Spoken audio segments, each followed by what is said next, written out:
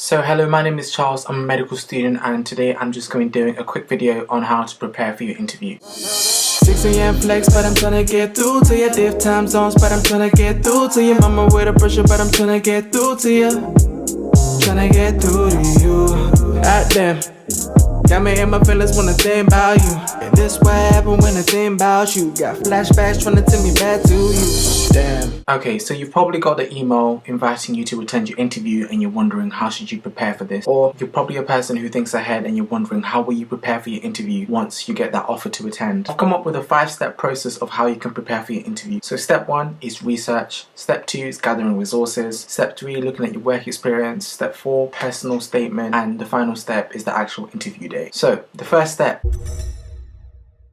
research and information gathering. One of the first things you want to do is know the time of when your interview will be and know how much time you've actually got left to prepare for this interview before you actually have to attend. After you know how much time you've got left till the interview actually comes, then you can start to make a plan so you know how many days are actually left for you to plan for this interview. The next step after that, you need to know what kind of an interview type that you're attending. Is it going to be a multiple minute interview station? Is it going to be a traditional interview, or will it be a mixed interview? So an example of multiple minute interview stations is where they have loads of mini stations. It's about 6-minute stations where you'll be asked to do different various tasks and they're assessing different qualities and skills you might have. It's almost like a clinical exam that is staged at medical school. Traditional interview will be you sitting with a panel, maybe one person or two people who will be interviewing you. You'll be asked questions and you'll be replying, and how the interview goes is very variable depending on each person they interview. A mixed interview, for example, the one that they have at Southampton, where they have a group task at the start and then they have a more traditional type interview in the second part of the interview. Now, places of where you can find out what kind of interview style your university that you're going to attend are on the school website. You can also go on student room, and there's always loads of useful information of people who have attended interviews at those schools, and they share and discuss what kind of stuff came up.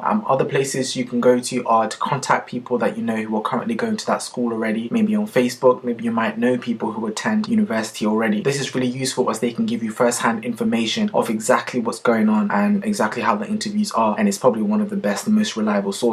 And I know some people don't actually have access to any people who attend medical school, or people who are attending that type of interview, or people who've been to a traditional interview. And I've also got a series of interview videos, especially MMI. If you just check on the rest of my channel, there's more videos linked to those. Other places that you can research are on YouTube. There's loads of people who put YouTube videos on interviews and interview tips of how to cope in either an MMI or a traditional interview. It's definitely one of the key parts in your research process to understand exactly what you're going to be assessed on, exactly what they're looking for and how the process works, and to be familiar with it. So when the time comes for the interview, you'll be ready and you know exactly how to attack it and handle it. And also it will help you plan how you will prepare in the time that you have before the interview. After you've got past what type of interview type you have, next you have to research the medical school. So you have to get to grips with how the curriculum or how the course works at the medical school that you're going to. If it's a 4-year course and you're going for the graduate entry, to know what kind of stuff covers in the first year, what kind of stuff is covered in the second year, third and fourth, what makes this medical school's program different from other medical schools. Is it case-based learning? Is it more traditional lecture type learning? Is it problem-based learning? Is it a spiral curriculum where, for example, ethics is not just in the first and second year, it's actually there's segments of it